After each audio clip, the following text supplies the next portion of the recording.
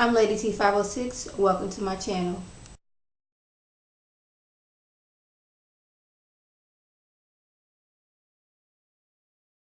Hi everyone, today I'm going to be reviewing American Horror Story Season 5 Hotel Episode 7. We starting off with Will Dre. They walking down the hall and he's letting his son know, he's like, how would you feel if, me and my blind lady friend was together forever? And it sounds like, well, Daddy, I thought you liked men. So how that gonna work? She a woman, you like men, this don't seem like it's gonna work out. He's like, well, son, grown-ups are complicated. Just go with what I'm saying and just smile and wave. And he's like, all right, Daddy, if you happy, I'm happy. So then, like, he, since he's doing construction on the hotel, two construction workers come up like, there's like a 8-inch thick, wall where a wall shouldn't be at. What you want us to do about it? He was like, okay, just knock that down. This is where we gonna pause it. What good has ever come out of breaking down a wall that didn't nobody know about? That's what the question of the day is. So they go in there, and one of the construction workers, me and him, we on the same page. Like, something ain't right about this. Me, I'm a very suspicious person. Off the bat, I've been like, you know what? I'm going for my lunch right now. You can go in there amongst yourself, but me, I'm not going in there. And dude was in there, they didn't get in there, and dude was like, man, what you so scared of? You think something gonna come out and get you? Well, seeing as how this is a room nobody knew about, obviously somebody didn't put this wall here because they didn't want nobody up in here. And next thing you know, it looked like grandma and grandpa vampire and came out of nowhere, and obviously they didn't been in there a while since, it's closed off, and they hungry. And wouldn't like grandpa vampire look like Tristan? I'm like, I know that Countess, slit his throat, and she ain't had time to, slit his throat and he not died, and then like patch him up in the walls. Like, he ain't had time for that. But I was like, who is this man that's over here, grandpa vampire, looking like Tristan? So being that the Cortez didn't mess with Detective John's mind so much, he's like, I need to see me a psychiatrist and possibly get, checked into a mental ward. But then, like, it showed him fighting with his friend, and he seen, like, one of the, like, notes from the killer that's going around killing folk. Something about a mental hospital. So he not crazy. Well, he didn't, he's going crazy, but he's gonna use this. Okay, all this stuff that's been going on, I'm gonna just like, play along with this and get myself checked into this mental hospital so I can do some of my, investigational skills to see what's going on and see who this killer is. Because somebody up in this hospital know what's going on. So I need to get myself checked in there so I can see what's going on. So I can save the day. I can get this crazy killer off the street and I can get my job back. So we have Countess and Iris. They, walking down the hall, and they notice this big old gaping hole in the wall and two construction workers dead. Now she's like, I know it ain't the governess, holding his mama. That can't be her. Whoever this was hungry and they ain't fed in a good long while. Now Iris, she getting a little scared because, this ain't looking too good on her trying to get with Will Drake, to off him and get his money. But Iris is looking like, dang, girl, I ain't never seen you scared like this in your whole entire life to me knowing you. So something must be going on if we got you scared over here. I'm like, yeah. If the Countess is scared, something's up. So we flash back to 1925 and we have well, I guess you can't call her young, she still look the same. We got Countess. Countess wasn't the Countess she is now. She was all meek and humble, and she was an extra in the movie, and she had fell in love with her co-star, the lead actor in the movie. His name is Valentino, and he is a dead ringer, but he's Tristan. Doggone dude plays Tristan, that's him. This is Valentino.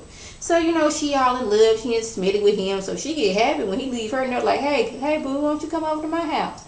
Now, she know he married, but, she, heard through the grapevine that, him and his wife ain't together no more. So I guess she found her opportunity. Hey, this is my time to wiggle my way on in and become the next Mrs. Valentino. So she get over there, they get to talking, and she's saying how she wants to be immortalized on film forever and ever and ever.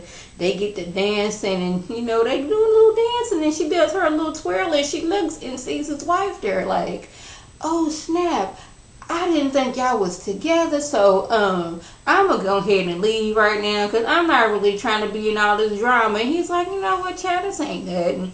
You know, me and my wife, we gotta act like we ain't together, you know, to appease the public and appease, you know, the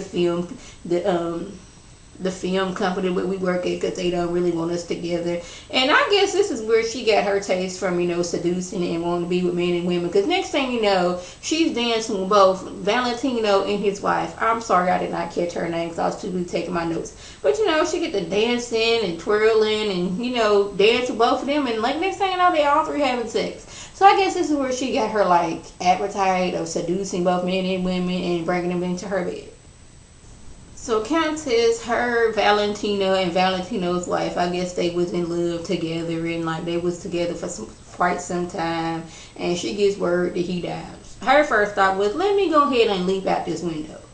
Don't know why that was her first thought, but it was. So I guess she done took a few pills because she was looking kind of like unsteady on her feet as she was finna to leap out the window. I guess she didn't want to feel the pain as she hit the pavement. So she's like doing some of this, and James Patrick Marks comes out of nowhere. Now y'all know James Patrick Marks, he's all about, you know, killing people and letting people die. He ain't all for, you know, saving of the lives. So I thought that was weird. He's like, look here, darling. Ooh, that was good. First, look here, darling, I can't let you die. I might keep you forever. You know, he got that 1920s slang, I guess they used back then, voice that they had. So we flashed to like 3 girls at Valentino's mausoleum, which I like. Is that what y'all do? Like somebody like famous that y'all know, y'all go to his like mausoleum or gravesite. But I was like, okay, whatever. And they get to talk about how some woman in black has always been seen. It's been rumored that she comes and put a rose on his mausoleum. And that's like, you know, that ain't but a wife still. So this is when the woman in black shows up. Turns out it's Countess. She's been walking around looking extra creepy in black all day, every day. And, you know, going to his grave. And, like, his wife comes up and, like, okay, she like, where you been? Because, you know, this is our man that done died. And you just off doing whatever. And he appears out of nowhere. And she was like, well, while you was gone and I was grieving for your tail, James Patrick Martin came into my life, and I figured, hey, if I'm going to be sitting here grieving for you, you know, I might as well be grieving in the life of luxury in this hotel with all the money, and, you know, I have a place to stay, and while you was gone, what else was I supposed to do? Thought you was dead, had to move on with my life. So I went on and married this crazy fool. And while she was married to, you know, James Patrick Martin, this is where she got her lust for blood, her lust for killing folks. You know, and she had to get him together like, boo-boo, James, like, what do you do? And he's like, well, it's just a hobo. Like, okay, this hobo has no meaning. But she's like, if we're going to be killing folks, well, if you're going to be killing folks, I'm going to need you to kill some people of high quality, you know, some rich people that got money, jewels, stuff like that. And the next time you kill somebody, I need to be there so I can witness. So this is how she became that crazy person that she is, because James Patrick March. So as Countess is sitting here talking to Valentino's wife, he pops up looking like, guess what? I'm not dead. You know what? I faked my death. My co-star, he was kind of my height. You know, they had the best of forensics back then. So I guess it's like, hey, that's his shoes, that's his watch, that's him, he's dead. So as he was, you know, traveling the world incognito, he was being stalked by some random man. Thought the man was going to kill him. He was like, nah, I got the, you know, answer to your prayers. You want to live forever, but you can't do it on film. Look here, I'm gonna give you some vampire juice. Well, it's not vampire juice, but you know, I'm gonna give you this virus. So I guess being gullible, it's 1925. He wants to live forever. Okay, sure, I'm gonna drink your blood. No questions asked. And he's like, I already, you know, vampirized my wife, and you know, she was all for us. We came looking for your tail. Like, want to know if you want to be vampirized too. Now I know vampirized is not a word, but that's the only thing that comes to my mind. Y'all know I'm always making up words. But anyways, she was like, okay, sure, you the love of my life. Y'all both the love of my life. I want to live forever with both of y'all. Sure, I'll drink your blood. Meanwhile, we got James Patrick March off here in the cut looking like, oh, okay, so this is what we doing. The love of your life then came back into the picture. Okay, I got you. But I'm like, this is what we're doing, really. Like, we're being vampirized without question of what harm is going to do to us. Okay. So after Detective John did a little casing of the ins and outs of the mental hospital, he comes up to a security guard, fakes passing out, clocks it through across the head, and he enters into this room of what, seems like a very children of the corn-esque child just standing in the middle of the room. I'm like, right off the bat, something ain't right about this child. Why are you just standing there in the room? You ain't sitting down, you ain't coloring, you're not watching TV, you just standing there like you knew John was coming for you. And she goes on to say, like, yeah, I was at each and every one of these killings, and, one time I had to do a little killing myself. Security guard walked on the man as he was killing this person, and I was like, hey, I don't want him to, catch killer dude, so I had to slit his throat. Well, slit his throat. She goes on to say how she ain't have a good in life. Her daddy was always looking at her all creepy, and he was saying, ooh, Chad, I can't wait till you get to a certain age. And she got scared to go to sleep, because she's like, each day she go to sleep and she's getting one step closer to that certain age where her daddy wanted to get her so he can rape her, which is so creepy. And she was like, she didn't know no way out. So one day when daddy was sitting there going to get his drink on at the COUNTESS hotel, she was like, yep, this is my big escape. So instead of running, she said, I'm going to roll up all the windows in the middle of this heat wave that we having going on in California. I think that's what they have. Anyways, and I'm going to sit here so I can die of a heat stroke. But, Countess sees this going on, and she's like, oh, no, I can't let this happen. So she bashed out the window. And the little girl's going on like, I thought it was bad growing up, but now Countess done turned me into one of these little children of the corn / vampire children. And now I'm stuck like Chuck in this. I can't eat all the Fruity Pebbles like I used to, or the candy like I used to. I'm stuck on old negative blood. I want out. So Grandma and Grandpa Vampire earlier turned out to be Valentino and his wife. I told y'all how James Patrick Mark was off in the cut and saw, Countess finna leave with them. So he's like, oh, no, that can't happen. So he didn't knock these two out, and he had them hid behind the wall. So now that they free, they mad. It's like, I'm always hungry. I got to get my strength back up.